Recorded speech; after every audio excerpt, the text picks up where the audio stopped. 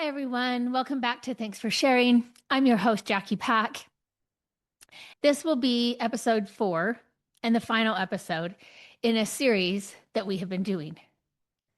The first episode talked about our first response and how the first response is conditioned. It's more automatic, the thing your nervous system learned a long, long time ago. Then we talked about the gap between the first and second response. I use the analogy of a hallway. It's a pattern your nervous system already knows. And the entrance to that hallway, the moment, however small, where you can notice and have awareness that you're at the beginning of that hallway, about to walk down it. We talked about interruption, not as a finished, polished, healed response, but simply a pause button, a breath, a hand on your chest, a sentence like, I need a minute. And then we talked about what goes in that pause once you've created it, which is the second response, built from a value, a small behavior, and practice. Something borrowed and a little scripted at first that slowly becomes more yours the more you use it. If you've been doing any of this, noticing your pattern, practicing an interrupt, trying on a new behavior, every pattern that we've talked about so far, we've talked about as if it lives inside one person, inside you, your nervous system. It's your activation, your hallway, your gap to create. And that is true. It does live inside you. But it doesn't operate in isolation. Your pattern has been happening inside relationships with a partner, a parent, a friend, a sibling, coworker, or maybe one of your kids. And those relationships have their own shape now, a shape that formed, at least in part, around your pattern. So in this episode, I want to talk about what happens to those relationships when you start to change. Because for a lot of people, it may catch them by surprise that the hardest part of changing a pattern isn't the changing part. It's what happens afterward. It's how the people around you respond to this version of you they're not used to yet. Let's start with an idea that I think can frame a lot of this. Patterns are rarely solo. Think about it this way. If your pattern is to go quiet when things get tense, there's probably someone in your life whose pattern responds to that. Maybe they pursue, they keep asking, keep pushing, trying to get you to talk. Or maybe they give you space. Sometimes too much space, more than you actually wanted. But either way, their response and your response fit together. And they've been fitting together for a while. If your pattern is to over-explain, there could be someone who learned to tune out halfway through, or someone who's just learned to wait you out, or someone who learned to interrupt you before you even get going, because they've come to expect the long version. If your pattern is to caretake, to manage everyone else's feelings, to smooth things over, to make sure no one's upset, there's probably someone in your life who has, maybe without even meaning to, gotten used to not having to manage their own feelings because you've been doing it for them. I've shared before that one of the things I work with clients on is their confusion that being needed is an adequate substitute for being loved. This has also been one of the biggest shifts in my own life. And one of the things I've had to focus on in my work, realizing that I had often confused being needed with being loved. My family often communicated through competence, and responsibility more than emotional attunement. So I understand where my confusion originated. For a long time, I believed that if I was competent enough, responsible enough, or helpful enough, then I'd feel securely connected. What I've had to learn is that those are two very different experiences. Being competent is not the same as being connected. Being responsible isn't the same as feeling securely loved. And when I started changing that pattern, it didn't just change me. It changed the expectations inside some of my relationships because people were used to me being the one who anticipated, who fixed and carried things. Now, none of this is about blame. I'm not saying the people around you or me caused your pattern or that they're doing something wrong by responding to it the way that they do. I'm saying patterns don't just live in you. They don't exist in a vacuum. They live in the space between you and other people. They're relational.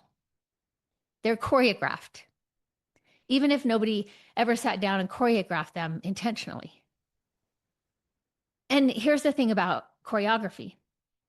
Everyone in the dance has learned the steps, including the people around you. I've seen this in my own marriage. Jeff and I grew up in very different family systems. In my family, conflict wasn't avoided. In fact, conflict was familiar, happened often. Looking back, I think in my family, we were more comfortable with conflict than we were with vulnerability or expressions of love. Jeff grew up almost the opposite. His family worked hard to avoid conflict and just keep the peace. So when we got married, we each brought a different choreography. I knew how to engage conflict. I knew what to do with it. He knew how to avoid it. Neither of us had a great model for repair. But as we've grown over the years, it's meant both of us have had to learn new steps. And even when those steps have been healthier, they haven't always felt familiar, especially at first. So when you change your steps, even when the change is good, even when it's something you've worked hard for, even when it's exactly the kind of growth you've been hoping for, the dance changes too. And the other person doesn't know the new steps yet. Or if you come from opposite types of family systems, like Jeff and I did, we're coming at the steps from different paths.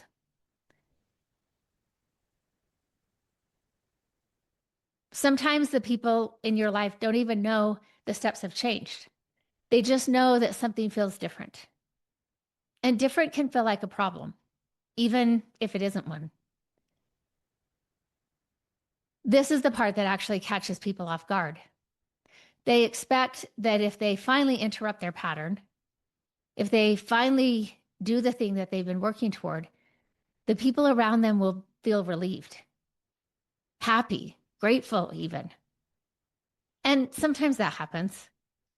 But often, especially at first, it doesn't. Often what happens is something more complicated.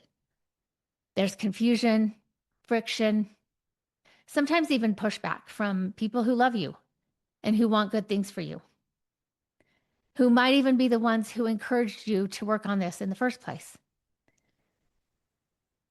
So I do want to talk about why this happens, because I think understanding it can save you from a particular kind of discouragement. The kind where you finally do this brave thing and it doesn't land the way you hoped. And then you start to wonder if you did something wrong. You probably didn't, but let me explain. Relationships, like individual nervous systems, are organized around stability. There's a term for this in systems thinking, homeostasis.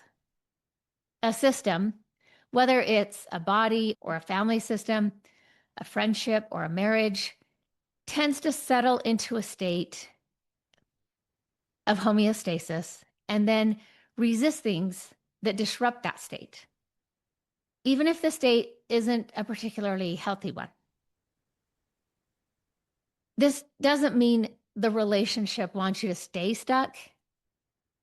Relationships don't want things the way people do, but the patterns inside a relationship, the choreography, have a kind of inertia. They've been repeated so many times that they become the norm in the relationship. And normal to a system often feels safer than different. Normal doesn't automatically equal healthy. It just means familiar, even if different would actually be better. So when you change part of the choreography, even for the better, the system notices. And very often its first response is to bring things back to what it knows. Not maliciously and not even consciously, just to create homeostasis. Let's talk about what that can look like, because I think there are a few common shapes that it can take. The first one is confusion. This is often the gentlest version, and I think it's also probably the most common.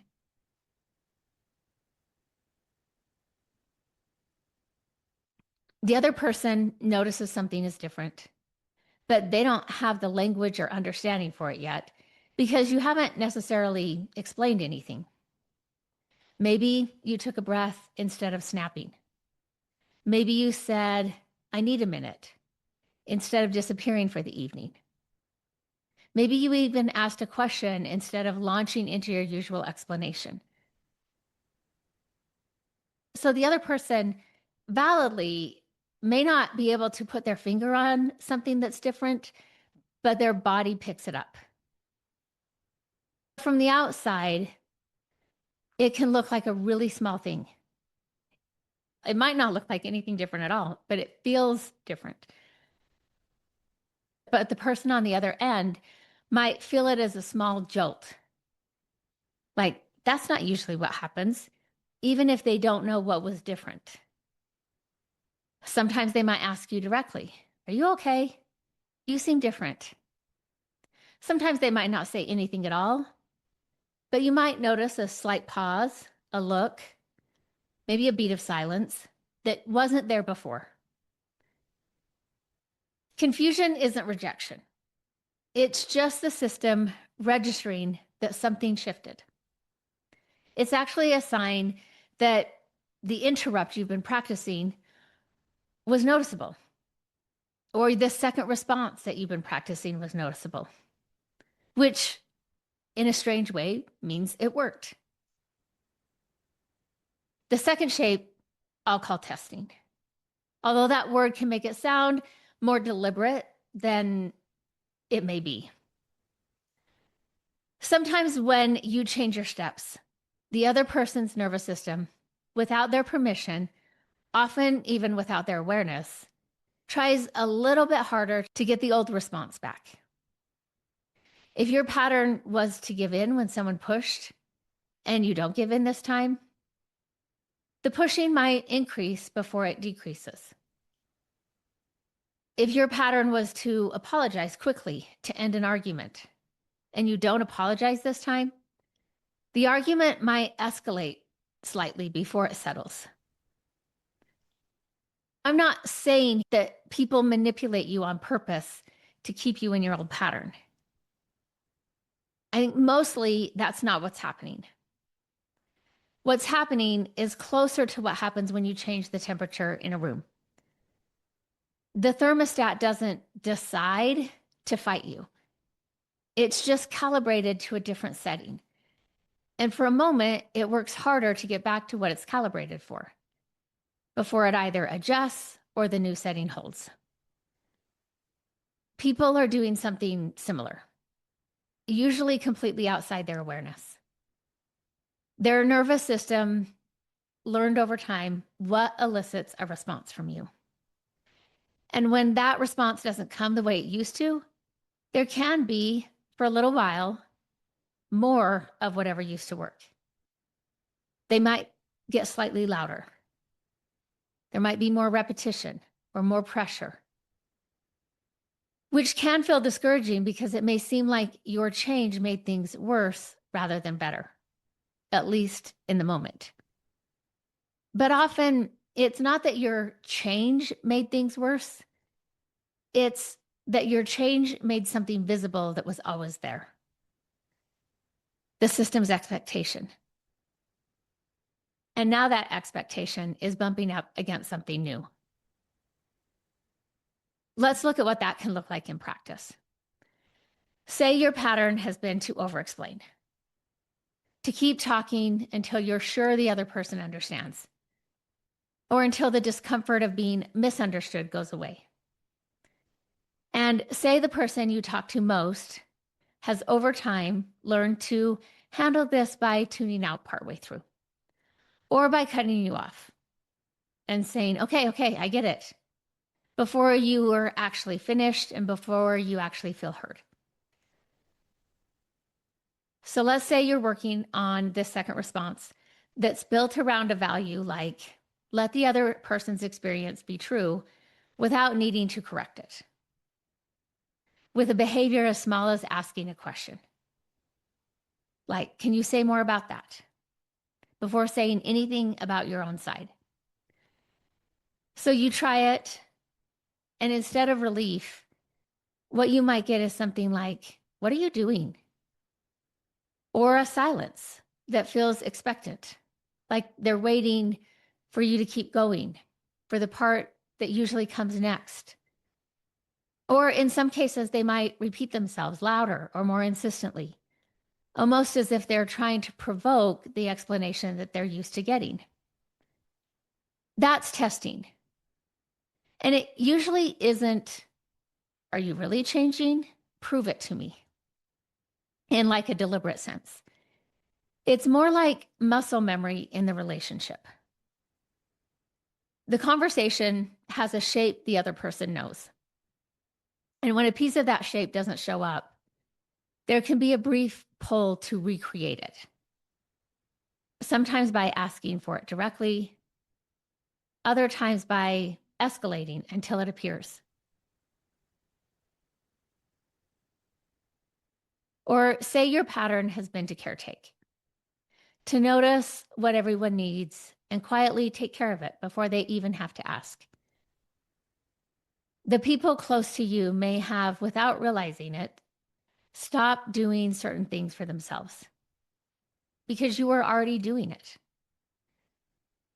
If you pull back from that, even gently, and maybe even intentionally with a clear value behind it, like I'm going to let people have their own feelings without rescuing them from them. Don't be surprised if at first things get messier before they get easier. Maybe somebody drops the ball and things don't get done that you would have just quietly handled. Maybe somebody seems more stressed than usual because they're noticing for the first time in a while that something needs attention and it isn't already taken care of. Or maybe the connection that you kept going in the relationship disappears.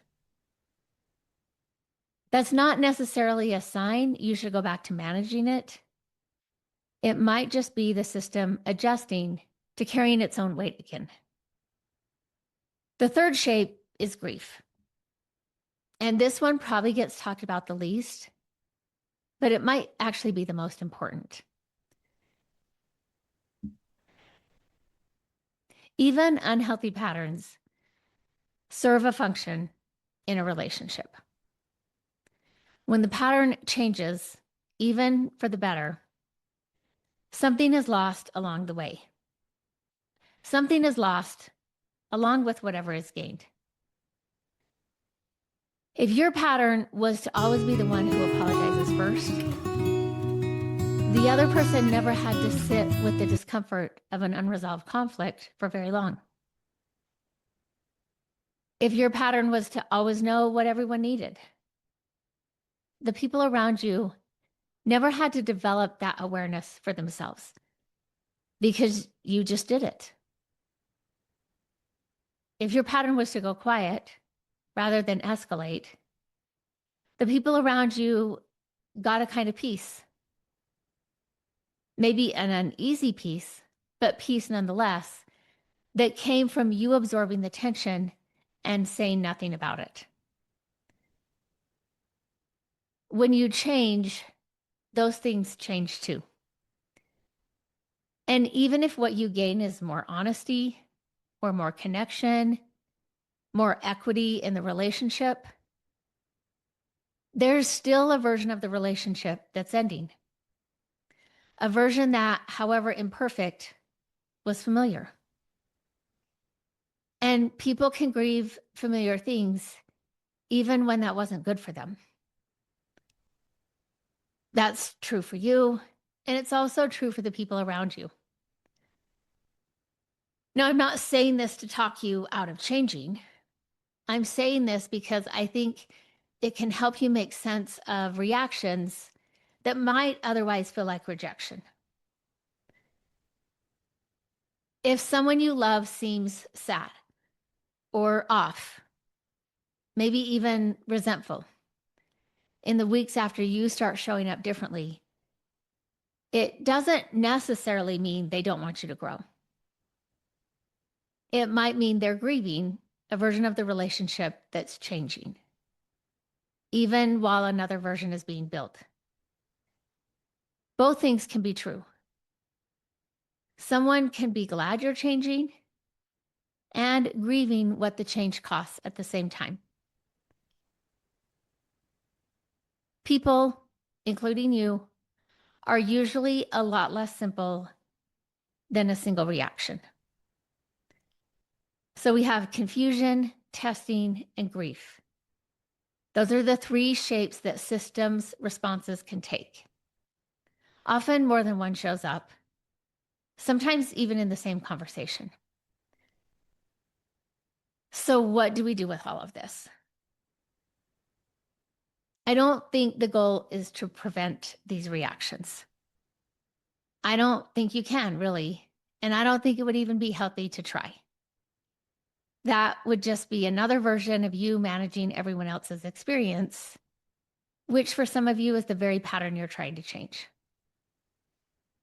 The goal is to be able to stay in your second response, even while these reactions are happening around you. And that is genuinely one of the harder things we've talked about in this whole series, because it adds a layer. Up until now, we've mostly talked about the gap between a trigger and your first response to it. But when you start changing your pattern, there's often a second trigger that shows up. Not the original situation, but the other person's reaction to your change. And that second trigger can activate your pattern too, sometimes even more strongly than the first trigger.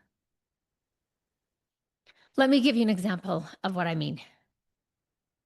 Let's say your pattern has been to take responsibility for other people's feelings, to caretake, to fix, to smooth things over. And say you're working on a second response built around a value like, let people have their own feelings without rescuing them from them. With a behavior as small as saying, that sounds really hard, and not immediately offering a solution. You try it, someone close to you is upset about something, and instead of jumping in to fix it, you say, that sounds really hard. And you stop there. Now, this is the part that often catches people. They look at you. Maybe they look hurt or confused. Maybe they're a little annoyed. And they say something like, that's it? You're not even going to try to help? Or maybe they just go quiet in a way that feels really heavy. That's the second trigger. That's the new trigger. It's not the original problem of you noticing the first pattern, creating a gap, and building a second response. This is now a reaction to your new response. And what often happens is the same nervous system that drove your old pattern, the one that spent years reading the room, scanning for distress, jumping in to fix things, picks up on their reaction and says, see, this isn't working. You need to go back. You need to fix it. You need to make it better. This is the moment where the whole thing can unravel. Not because your second response was wrong, but because the second response triggered a reaction. And that reaction triggered your first response all over again. Just one layer removed from where it started. So what do you do here? Well, the first thing that's important is to know that this layer exists. I've seen a lot of people want to give up on this new behavior, not because the behavior itself was too hard, but because they weren't prepared for what happened next, or the other person's reaction just felt like proof that they had made things worse. If you know going in that a reaction is likely, and that the reaction is not necessarily a verdict on whether your new response was right, you're less likely to be knocked over by it. The second thing is to recognize that this is where we need a second gap. Everything we've talked about, noticing activation, finding yourself at the entrance to the hallway, taking a pause, all of that applies here too, just with a different trigger. The trigger this time is someone else's response to you. And you will notice that. So you get to notice that. And then you need to pause and intentionally choose, just like before. The third thing, and this is the part I really want you to hear, is that your job is not to make the other person's reaction go away. Your job is not to make the other person's reaction go away. Your job is to stay with the second response, or at least stay close to it while their reaction is happening. Not to fix their reaction, not to manage it, just to not abandon your own growth in order to soothe it. That doesn't mean being cold or dismissive about their reaction. It doesn't mean pretending that it doesn't matter to you. It might look like saying, I can tell that landed differently than you expected. I'm not trying to brush this off or minimize what's happening for you. I just don't want to jump in and try to fix things the way I usually do. Can we sit with this for a minute? So that sentence there, it acknowledges their reaction. It doesn't dismiss it. It also doesn't abandon your second response in order to make their reaction go away. It holds both. Saying that sentence might feel impossible in the moment, especially early on, which is to be expected. In our last episode about building the second response, we talked about that the second response doesn't have to be perfect, and it usually isn't built immediately. Sometimes it shows up later. Sometimes it needs its own conversation the next day or a couple of days later. I use this phrase in my personal life and in my professional life. Hey, I wanted to circle back to something you said last week in our session. Or if my husband and I have had a conversation, I might even a week later say, hey, I wanted to circle back to this conversation we had. I've been thinking about it and I wanted to share further thoughts I've had about it.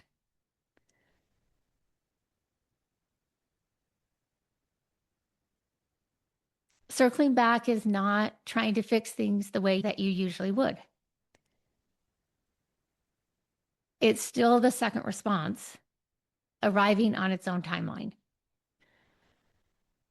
Repair like this can take different shapes depending on what happened.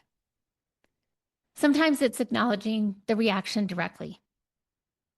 I noticed you seemed surprised when I did that, and I wanted to check in. Sometimes it's acknowledging your own wobble. I went back to my old pattern there, and I don't think that's actually what I wanted to do. Can we try that again? And sometimes it's simply continuing, showing up the same new way again a day or a week later without making it a whole conversation. Consistency itself is a form of repair. Not every shift has to be processed out loud. Sometimes the most convincing evidence that something has changed is just doing it again. One thing that we haven't really talked about in this series is naming the change itself out loud to the people closest to you who are most likely to feel it most immediately. We're not giving a speech. We're not going to give a diagram of the nervous system, how it works, the patterns, and everything we've talked about in this series. Just a short, honest acknowledgement that something is shifting. Something like, I've been working on not going quiet when things get hard. I might still need a minute sometimes, but I'm trying to stay in it instead of just disappearing. And I wanted you to know that because it might feel different. Or I'm trying to let you have your own feelings without jumping in to fix everything. And I realize that might feel like I'm doing less, or I don't care as much, or that maybe I'm checking out. I'm trying to trust that you know what to do with your emotions. There's a few reasons why this can help. It gives the other person a frame. Because let's remember, their nervous system is going to notice the change, whether you name it or not. But noticing something without any context tends to default to old explanations. Something's wrong. They're upset with me. They're pulling away. So naming the change gives a different, truer explanation to reach for, even if they don't fully understand or trust it yet. It also reduces the pressure on any single moment.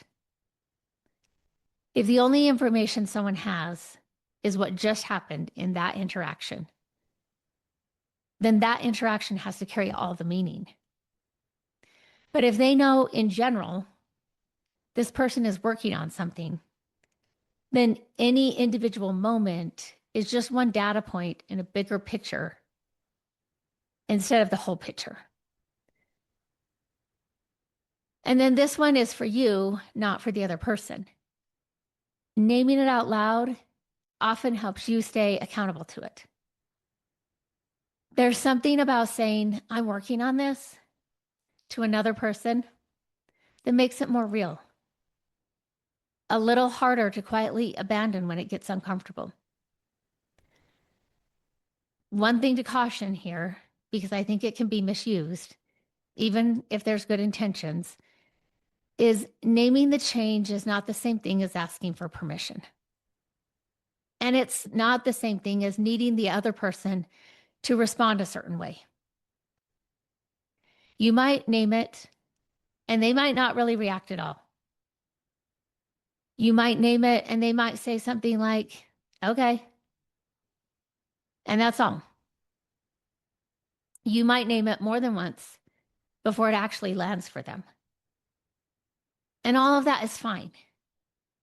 The naming is for clarity. It's not for approval or permission. You're allowed to keep going either way. A couple of things can help with the timing and the framing. You don't have to name the change in the moment it's happening. In fact, that's usually not the best time to do it because you're already managing a lot and they've already got a reaction going.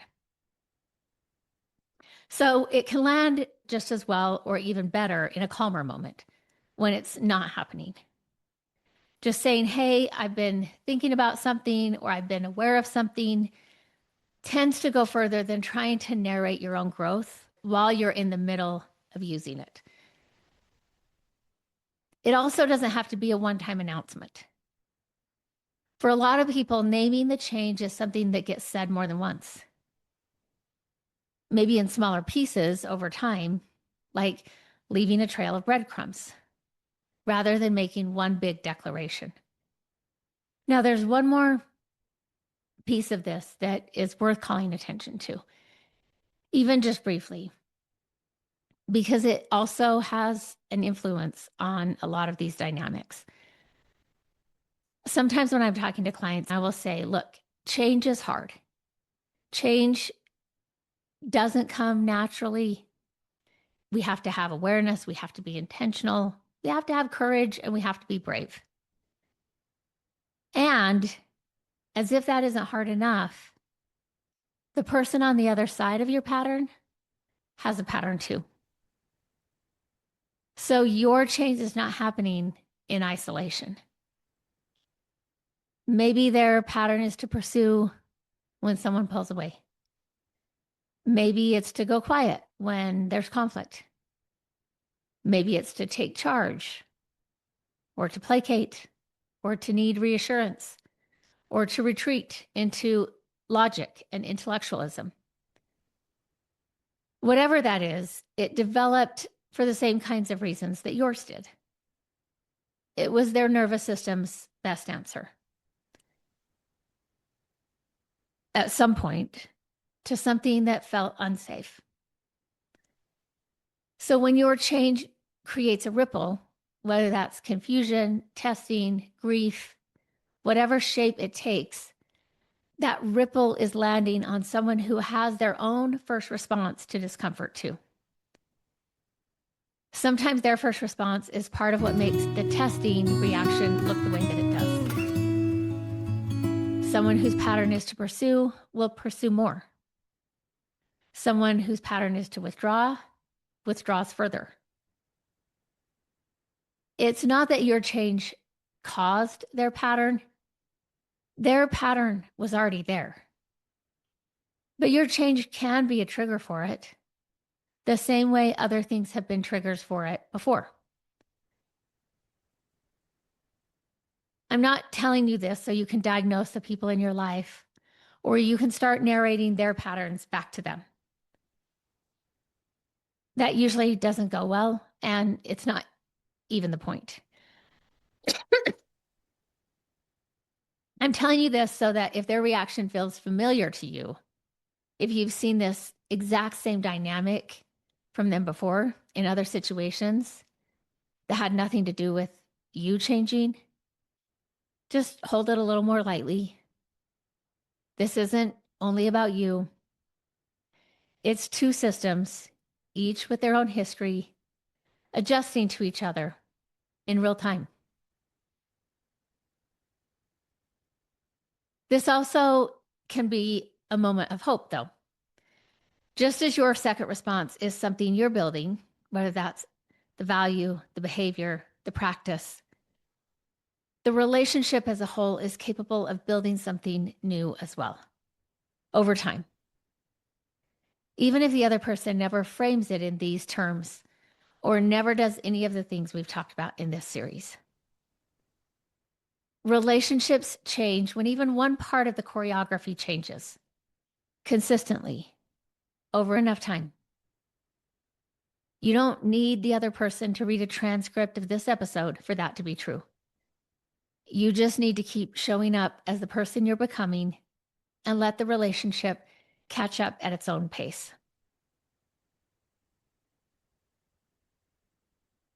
Sometimes, if I'm doing a family session, I used to do it more often when I worked with teens, but sometimes I still do a family session.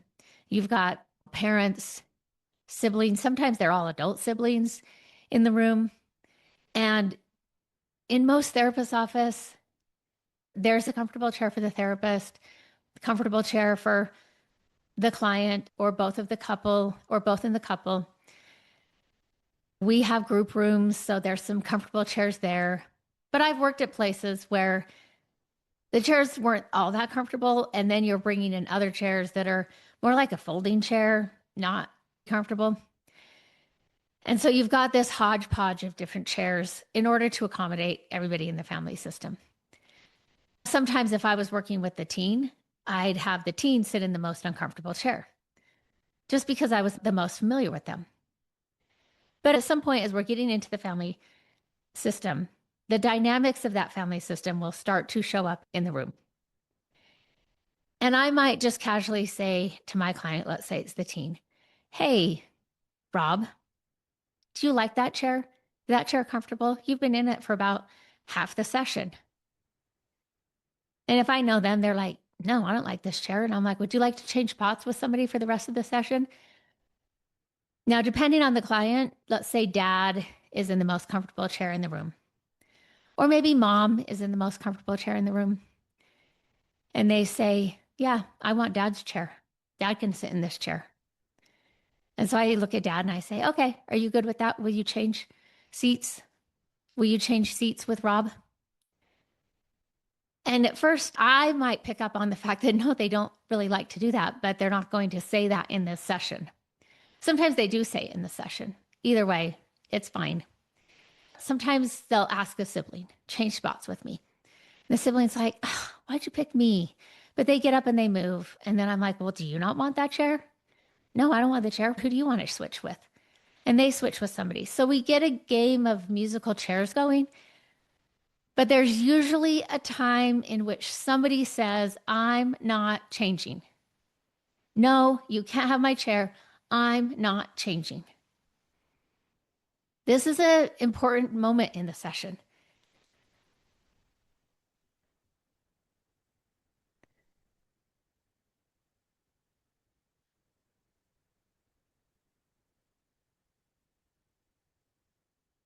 What do we do as a family system and me in the room when somebody says, no, no, I won't do it?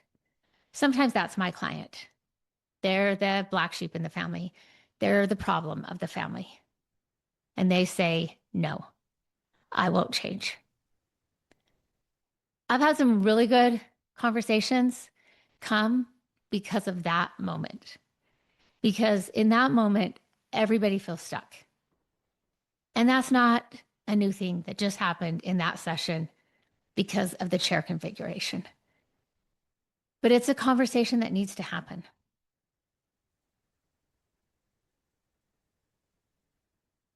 There is a specific version of this that I want to spend a little time on.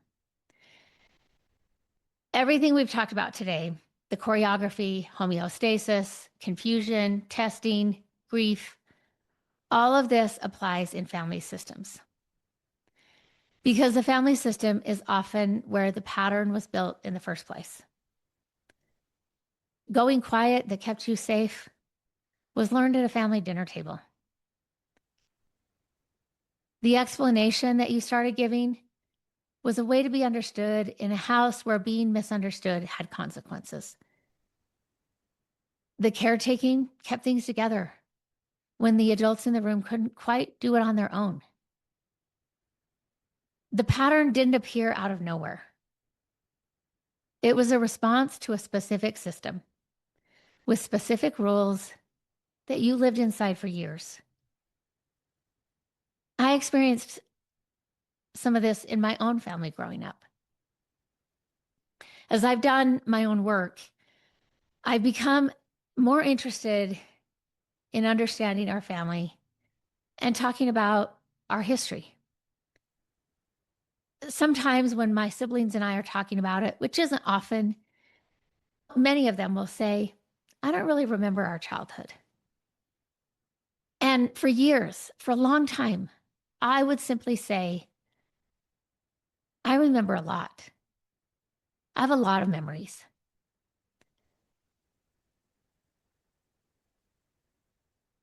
Looking back, I think I was dropping breadcrumbs, hoping somebody would pick them up and ask another question.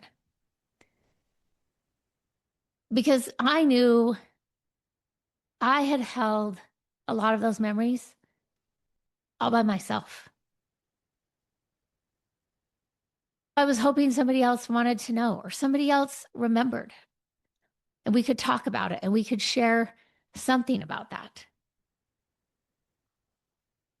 What I've come to realize is that not everyone wants to pick up those breadcrumbs. Maybe remembering doesn't feel safe. Maybe they're simply not interested in revisiting it. I don't actually know. But what I experienced when I would say, I have a lot of memories, is nothing happened. It just went quiet. Whatever the reason, I've learned that they don't have to remember it the way I do or remember it at all for my experience to still be true. Their relationship with our family history is theirs. Mine belongs to me. That's part of my own second response that I've been building. Instead of needing everyone or someone to join me in understanding our family story, I've learned that I can stay connected to what I know while allowing them to have a different relationship with it. When you change, you're not just changing a behavior, you're breaking family rules. When I say, I have a lot of memories, I'm breaking family rules because we don't talk about it. Even with both my parents being dead for more than a decade. Family systems have rules, sometimes spoken, often not. Rules about how conflict is handled or whether it's handled at all. Rules about what loyalty looks like. Rules about who's allowed to have needs and who's responsible for managing everyone's needs. Rules about what success means and who gets to have success. And whether wanting something more than the family had is something to be proud of or something to be ashamed of. Most of these rules were never written down. They were certainly not explicitly agreed to. They were just the water you swam in. You learned them early, sometimes before you had language for them, and they became part of what felt normal. When you start doing the work we've been talking about in this series, interrupting your pattern, building a second response, becoming more honest, setting limits on what you'll absorb, the family system notices. And sometimes the reaction from family isn't confusion or grief. Sometimes it's a lot sharper. It can sound like, who do you think you are? Or, oh, you think you're better than us now? I've heard some version of this response from a lot of people doing this work. So I want to speak to it directly because I think the way people typically respond to it makes things worse, not better. If you get into a back and forth about it, no, I don't think I'm better than you. That's not what this is. I'm just trying to, you've already lost in that moment. Not because you're wrong, but because that debate is unwinnable. It's unwinnable not because the other person is being unreasonable, but because the argument was never actually about whether you think you're better than them. The argument was about whether you were going to keep playing by the rules. Who do you think you are isn't really a question about your self-assessment. It's a question about your loyalty. It's the family system asking, are you still one of us? Are you still going to do this the way we do it? Are you going to know your place and stay in your place? I've had that question asked to me by my mom more than once growing up. Who do you think you are? And when I was 12, I know what I said. I would say, Mom, I don't think I'm anything special. That's not what I'm saying. I just want to do this. That also did damage. Me saying, I'm nobody special. I know that. It's just an unwinnable conversation.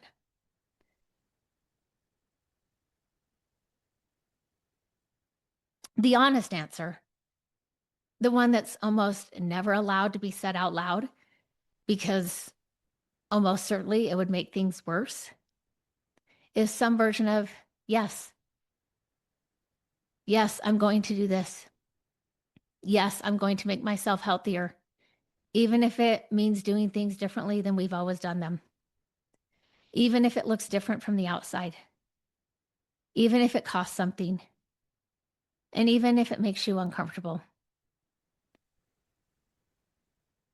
Now, you don't have to say that, and probably you shouldn't, because that's just going to have unnecessary fallout. But you do have to believe that. You have to internally give yourself permission. If somewhere underneath you're still waiting for the family to release you from the rules, to say, oh, yeah, okay, you can go ahead and do that. You can go ahead and grow and change and be healthier. You'll be waiting a long time. That permission doesn't usually come from the system. It has to come from you, the current version of you. Let's also talk about what permission actually costs, because I don't think we should be dishonest about that. Sometimes choosing your own health over the family rules means real loss. It can mean difficult conversations that don't go well and aren't resolved. It can mean there's a distance that's created that wasn't there before. It can mean being the only one in the family who changed and carrying whatever that means in your particular family system. I'm not saying the cost isn't real. It often is. What I'm saying is the alternative, which is staying in the pattern, playing by the rules, keeping the family system's equilibrium intact at the expense of your own growth, that has a cost too. It's just a cost that you've been paying for so long that you don't even count it as a cost. Just feels like life. Now, the decision what to do with that is yours. I don't think it's simple. And I don't think there's a version of it that doesn't involve some loss, no matter what you choose.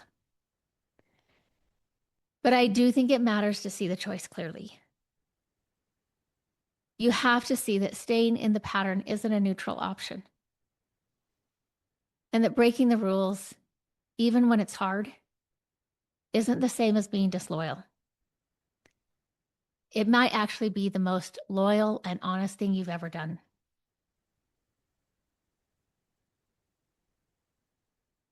Now, most of what I've described in this episode assumes a certain kind of relationship. One where the other person, the person on the other side of us changing, is fundamentally well-meaning, where their reaction to your change is essentially confusion, grief, sure, some unconscious resistance, where the system is bumping up against something new, but not where they're trying to hurt you. And for a lot of relationships, I think that's true. I think that framing is accurate. And so that's useful. But I'm also not naive about who my audience is and who's listening and what some of your relationships actually look like. Some people in your life are not simply confused by your growth. Some of them are resentful. They're not grieving in the sense of what we had, but in a sharper, more pointed way. The message underneath isn't, I miss you. It's, you don't get to do this. And that's different. Some of the people closest to you may have, over time, organized their lives around your pattern in a way that went beyond choreography. If you are the one who always managed things, always smoothed things over, and absorbed what no one else wanted to carry, some people may have depended on that in a way that was not mutual. And systems will allow that.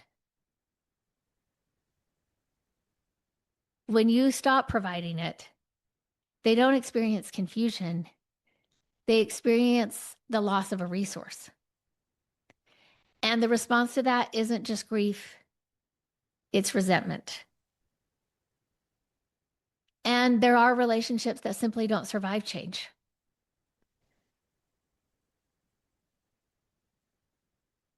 When you stop caretaking or you stop going quiet, you stop it or you stop explaining until the other person feels better. You sometimes find that the relationship was just that.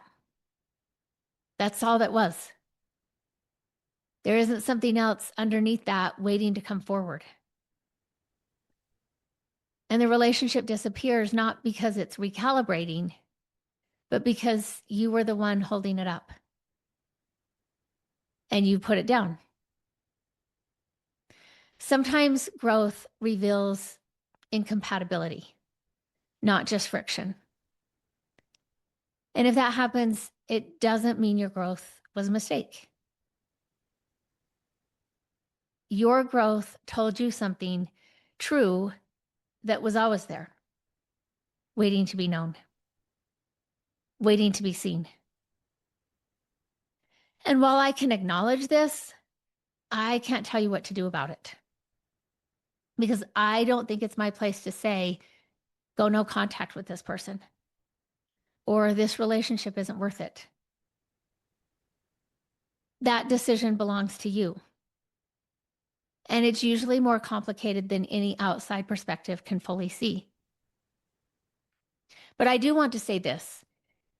If the framing I offered earlier of give it time, the system is adjusting, name the change, and let the relationship catch up, if that doesn't fit what you're experiencing, it might be because the situation is different. Not every reaction is unconscious homeostasis. Not every distance is grief. Some of it is resentment that's not going to resolve. Some of it is the relationship showing you clearly what it was actually made of.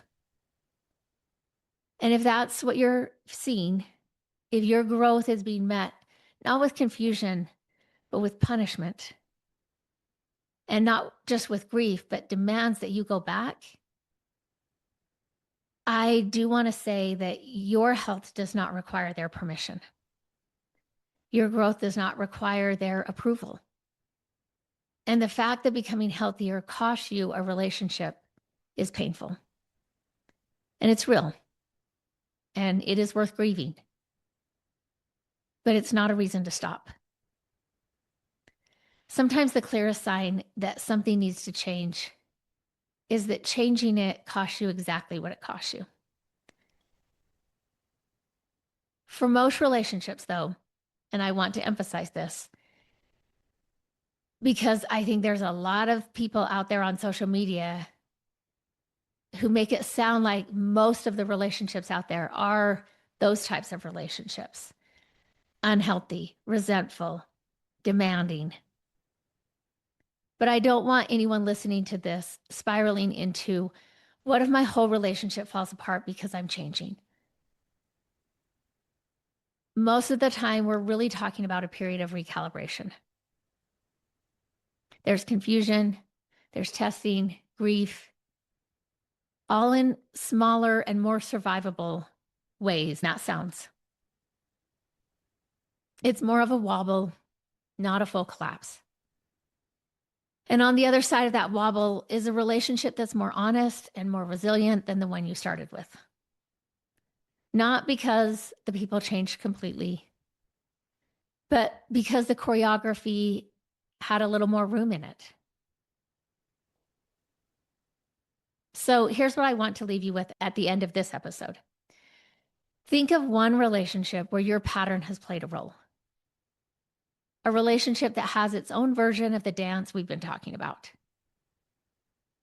You don't have to do anything dramatic with this, just notice it. Notice what your pattern usually does. And notice what the other person usually does in response. See if you can name the choreography to yourself, even in just a sentence or two. Based on what you know about this relationship, if you showed up differently next time, maybe you paused instead of reacting right away. You said the small thing instead of the big thing. What do you think might happen on the other end of that? Confusion? A question? Nothing at all? At least not the first time? You don't have to be right. The point is just to loosen the assumption that a different response would automatically be met with relief.